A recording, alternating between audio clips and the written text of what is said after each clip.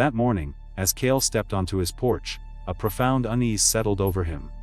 The wind had ceased, the birds were silent, and the earth seemed to hold its breath. It wasn't hot, nor cool, but a strange, unnameable stillness hung in the air, a vague disquiet that bothered him. The Limpopo Valley in eastern South Africa was usually a symphony of life in the mornings.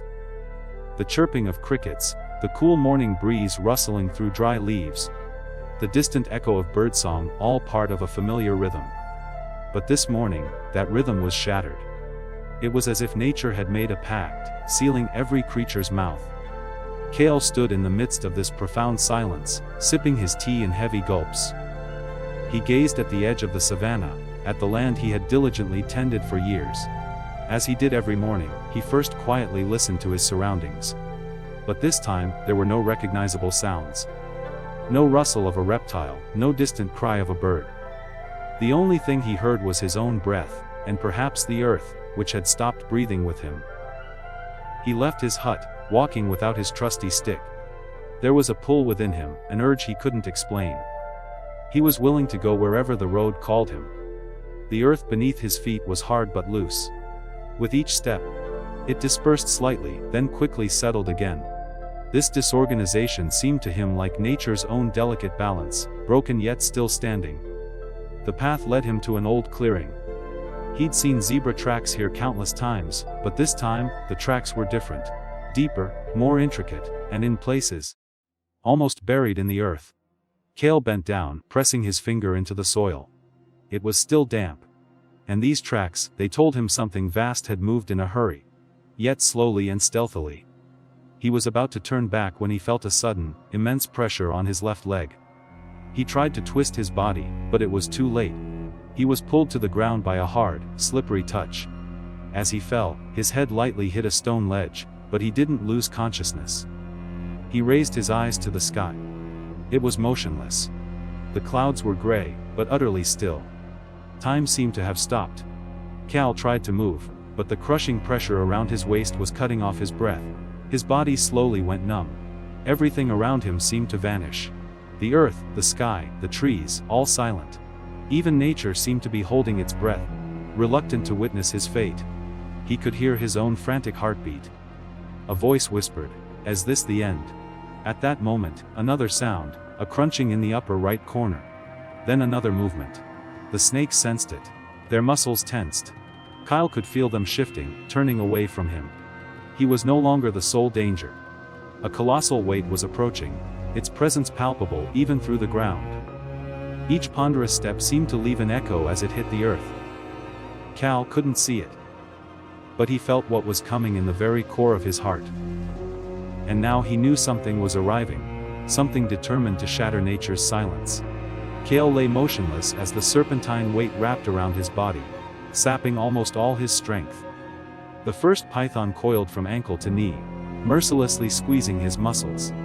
The second gripped his waist, stabilizing his entire body. The third snake coiled around his chest and neck, making breathing a desperate struggle. His breath grew short. His eyes darkened, yet his mind remained clear. The primal survival instinct screamed for him to resist. Time in nature seemed to slow down. It was as if everything was trapped in this single, suspended moment. There were only the twitching bodies of the snakes, the cold pressure on Kael, and the motionless clouds hanging from the sky. Not a sound, not a movement. The universe was silent. In the midst of this profound stillness, a shift began. A stirring was heard in the dry grass near his right shoulder. It was not the sound of an ordinary animal. Kael couldn't see it yet. But he began to hear the mounting pressure on the ground with each step, the crushing of grass, the distinct crunch of dried leaves. On their own, they weren't terrifying. But together, they were a herald of something else entirely. The threat was growing. And now, not only Kael was acutely aware of it, but the snakes too. A cloud of dust rose at the edge of his field of vision. A silhouette emerged from it, its lines slowly becoming clearer.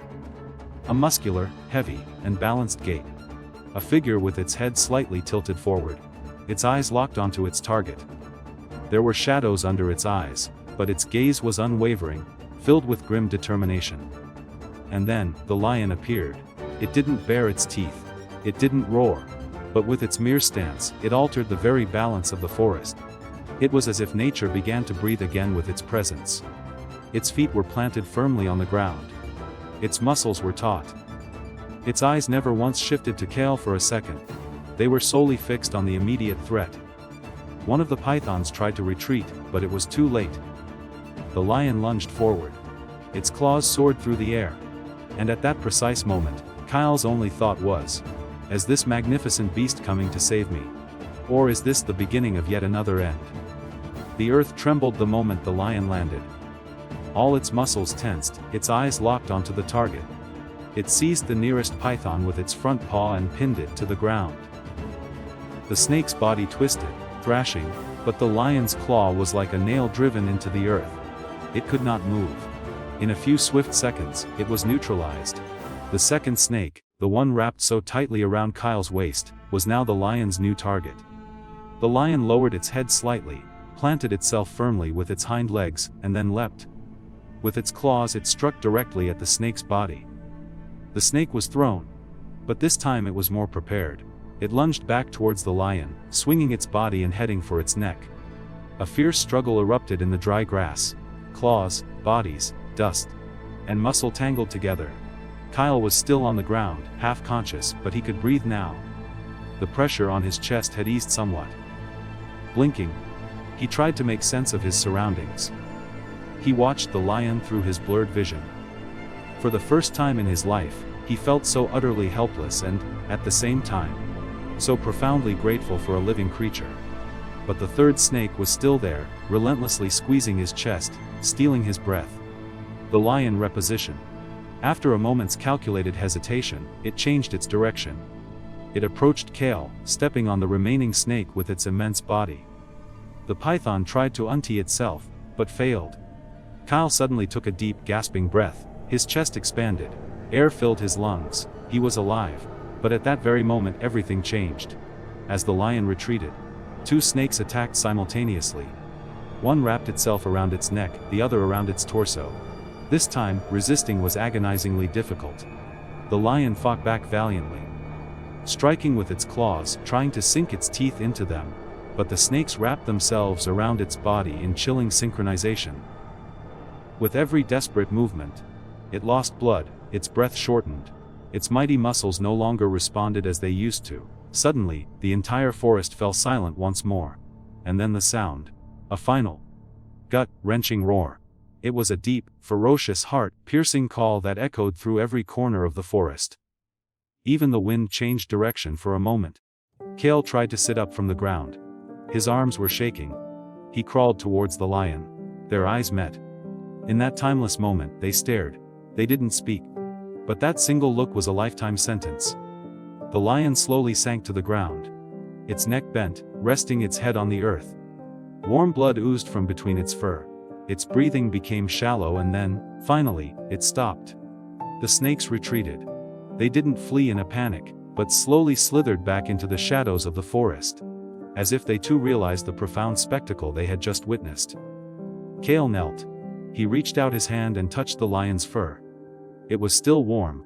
At that moment, he felt something incredibly heavy fall upon his heart. This wasn't just salvation. This was a battle for nothing, a silent sacrifice, an act of sheer heroism. Hours passed. Kael continued to wait by the lion. He didn't speak. He didn't cry. Because some emotions are unspeakable. Some farewell scenes demand utter silence. As the day turned to evening, the sky turned golden. The wind began to blow again. The birds began to sing once more. The forest had accepted what had happened. But Kael knew that silent hero, that majestic lion, was now forever a part of the land. When Kael finally returned, he left behind not only the scars of a battle, but the enduring memory of a lion's silent heroism. It was a story written in nature's own poignant language. And perhaps the most challenging question now falls to you.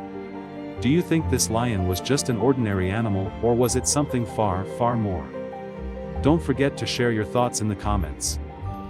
If this story touched your heart, like the video and don't forget to subscribe to the channel for more stories.